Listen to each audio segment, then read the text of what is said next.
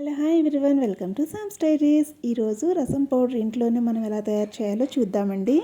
దీనికోసం ఒక small cup కందిపప్పుని అయితే కొంచెం బాగా ఫ్రై చేసుకోవాలండి. ఈ విధంగా మంచిగా ఫ్రై అయ్యాక పక్కన పెట్టుకోవాలి.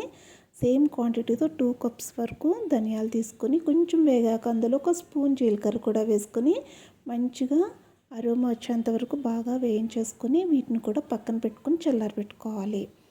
ఇప్పుడు ఒక స్పూన్ మిరియాలు అలానే ఒక హాఫ్ స్పూన్ మెంతులు కూడా వేసుకుని బాగా వేయించుకోవాలి. వేయించుకున్న వీటిని పక్కన పెట్టుకుని చల్లారి పెట్టుకోవాలి.